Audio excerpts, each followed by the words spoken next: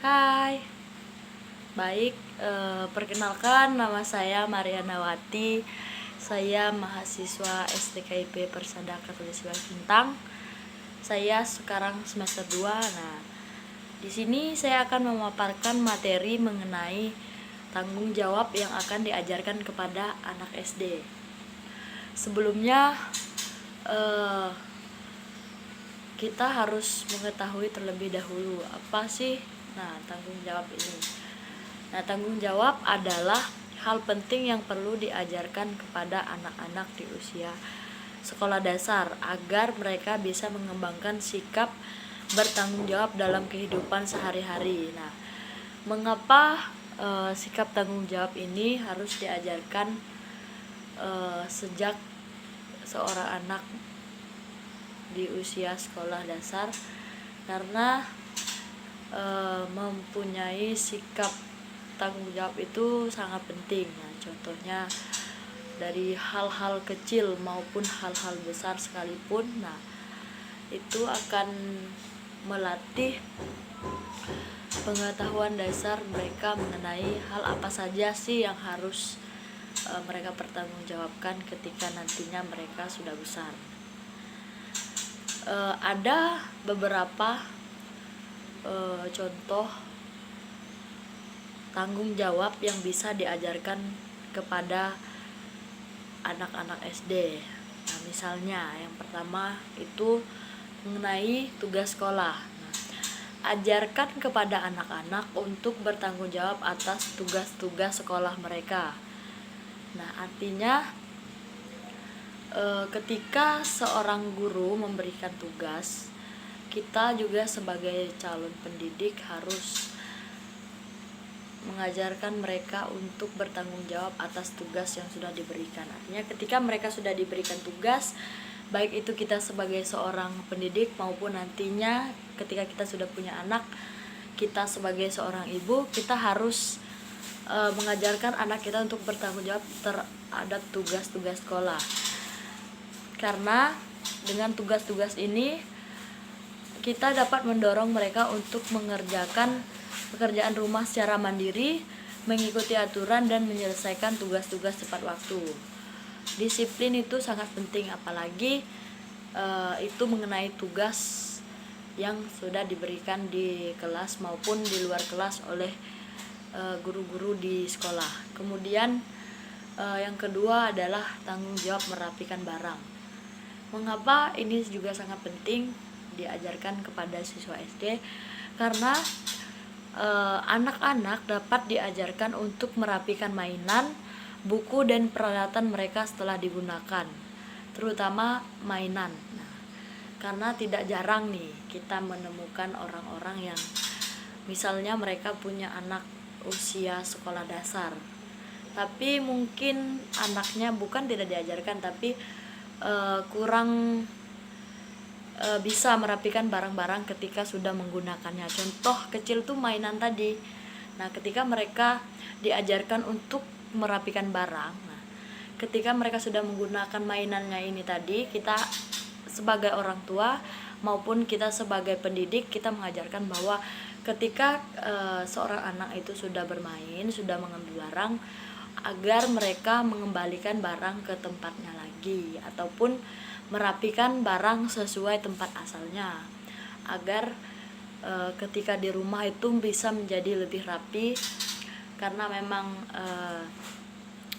juga materi ini sangat penting, membantu mereka memahami pentingnya menjaga ketertiban dan juga kebersihan. Karena ketika rapi dan tertib itu akan jauh lebih enak dipandang. Kemudian yang ketiga, kita mengajari anak-anak itu tanggung jawab, yaitu mengenai mengurus diri mereka. Artinya anak-anak perlu belajar untuk merawat diri sendiri, seperti membersihkan tangan sebelum makan, menyikat gigi secara teratur, menjaga kebersihan pribadi dan mengatur waktu tidur yang cukup. Artinya ketika sejak dini seorang anak diajarkan untuk mengurus diri sendiri. Nah, ketika nantinya misalnya dia menginjak usia menengah pertama, menengah atas, mungkin dia lebih bisa mandiri dan mengurus dirinya sendiri ketika misalnya mereka tinggal jauh dari orang tua, di kos-kosan ataupun kontrak ataupun mereka di asrama. Jadi hal seperti ini pun sudah tidak perlu lagi diajarkan, karena artinya tadi sudah dilatih sejak dia di sekolah dasar.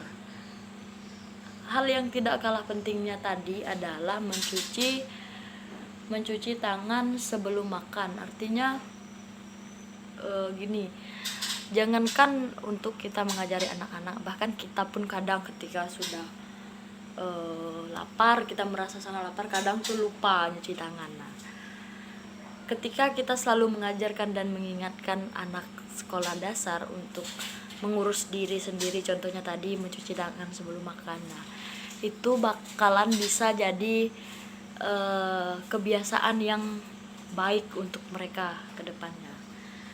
Kemudian yang keempat, kita bisa mengajarkan mengenai tanggung jawab kepada anak SD dengan cara menjaga kebersihan lingkungan.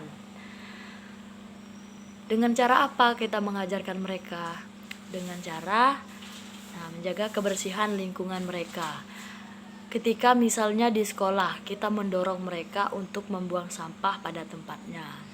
Kemudian juga kita sebagai calon pendidik ataupun guru kelas, kita membentuk jadwal piket untuk siswa-siswi kita agar mereka itu dapat membersihkan ruangan kelas dan juga misalnya merawat taman di sekolah. Kita membuat tugas atau memberikan tugas ringan, misal contohnya nih, kita menyuruh siswa kita untuk membuat pot bunga. Nah, kemudian di bawah nih, di sisi di depan kelas. Dengan demikian mereka juga sedikit banyaknya bisa belajar untuk membiasakan diri dengan kebersihan lingkungan dan juga keindahan lingkungan dengan adanya taman-taman ini tadi di sekolah. Kemudian yang kelima, kita juga mengajari siswa kita mengenai menghormati orang lain. Artinya, anak-anak perlu memahami pentingnya menghormati orang lain. Dengan cara apa kita mengajarkan kepada siswa SD mengenai hal tersebut? Dengan cara ajarkan mereka untuk mendengarkan dengan baik. Nah, karena ketika seorang anak mampu mendengar dengan baik ini tadi, mereka mampu memahami dan juga menghormati orang lain. Misalnya ketika orang tuanya ataupun seorang pendidik sedang memberikan nasihat. Ketika mereka bisa mendengarkan dengan baik, maka mereka akan bisa mengikuti aturan dan berbicara dengan sopan kepada guru, teman sekelas maupun orang dewasa lainnya. Sekalipun itu kepada orang tua mereka, karena di zaman sekarang itu tidak sedikit anak-anak yang bahkan dengan orang tuanya sendiri pun mereka tidak bisa berbicara secara sopan. Kemudian yang keenam adalah kita mengajarkan kepada siswa untuk mengelola waktu. Artinya, lewat apa kita mengajarkan hal ini kepada siswa kita adalah diajarkan untuk mengelola waktu mereka dengan baik. Artinya membantu mereka membuat jadwal harian sederhana, termasuk waktu untuk belajar, bermain, dan juga istirahat. Kalau untuk anak cewek itu sendiri, saya rasa mudah untuk mereka mengelola waktunya, karena apalagi kalau anak-anak cewek yang suka nulis, pasti mereka buat jadwal tidur jam sekian, makan jam sekian, terus belajar jam sekian. Walaupun mereka tidak melakukan hal tersebut, artinya mereka hanya menulis tapi tidak dilakukan, tapi biasanya mereka membuat jadwal itu tersendiri. Karena itu pengalaman pribadi saya ketika saya dulu sekolah dasar. saya juga sering menulis dan membuat jadwal-jadwal di sini. Ya walaupun kadang harusnya bangunnya jam 5 tapi saya bangunnya jam 6. Harusnya tidurnya jam 9, tidurnya saya jam 12. Tapi menurut saya itu juga bagus karena dengan begitu kita kadang kita bakalan pakai itu jadwal-jadwal harian kita. Kemudian masalah menerima konsekuensi. Anak-anak perlu belajar bahwa setiap tindakan memiliki konsekuensi. Di sini kita sebagai pendidik mendorong mereka untuk menghadapi konsekuensi dari tindakan mereka dengan kepala tegak dan mengambil tanggung jawab atas kesalahan yang mereka buat. Contoh, ketika tadi di kelas misalnya, ketika mereka dikasih tugas nih sama gurunya kan, dikasih tugas, harusnya mereka mengerjakan. Misalnya anak-anak tugasnya nanti akan kita kumpulkan pada hari Rabu. Nah, ini tadi contoh ini mungkin sudah mencakup semua hal yang tadi saya jelaskan, bahwa dengan misalnya gurunya memberikan tugasnya hari Senin dan minta siswa-siswinya untuk mengumpulkan tugas tersebut pada hari Rabu. Nah, jadi otomatis di sini seorang siswa dituntut untuk bisa mendisiplinkan diri, mendisiplinkan waktu, tenaga untuk mengerjakan tugas-tugas ini sehingga mereka dapat mengumpulkan tugas dengan tepat waktu. Artinya ketika mereka tidak mengumpulkan tugas dengan tepat waktu, mereka harus siap menerima konsekuensinya. Di sini seorang anak diajarkan bertanggung jawab dengan tugas mereka agar mereka tidak lalai. Artinya bahwa ketika kamu tidak mengerjakan tugas dengan tepat waktu, ini konsekuensinya yang harus kamu hadapi. Nah, atas kesalahan yang kamu buat, ini yang harus kamu pertanggungjawabkan. Nah, itu baru namanya kita mengajarkan tanggung jawab kepada siswa-siswi kita, baik di kelas, di luar kelas, di lingkungan, bahkan di keluarga sekalipun. Karena waktu paling banyak seorang anak tuh di keluarga. Nah, hal yang paling penting ketika kita mengajarkan mengenai masalah tanggung jawab kepada anak SD itu adalah penting untuk memberikan contoh yang baik. Karena ketika kita sudah mampu memberikan contoh yang baik, maka apa yang kita ajarkan bakalan efektif bagi siswa-siswi yang sedang kita ajarkan tersebut.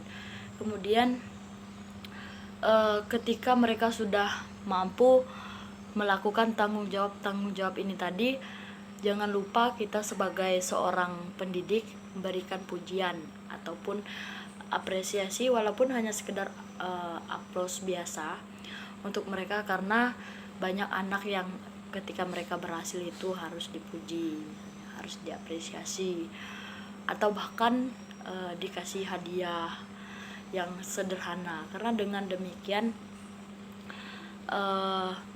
juga misalnya berikan kesempatan kepada mereka untuk mempraktikkan tanggung jawab dalam lingkungan yang aman dan terstruktur. Nah, misalnya tadi di rumah dan juga di sekolah.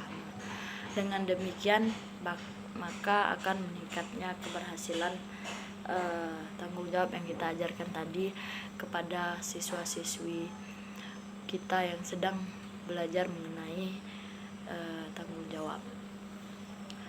Baik, sekian materi yang saya paparkan. Harapannya adalah yang tadi saya jelaskan bisa menjadi landasan yang kuat untuk kita sebagai seorang pendidik agar bisa mengajarkan tanggung jawab kepada siswa-siswi kita, dan siswa-siswi yang kita ajarkan ini tadi pun mampu bertanggung jawab dengan dirinya sendiri, dengan orang lain, baik di lingkungan terstruktur seperti sekolah ataupun instansi maupun di rumah itu sendiri.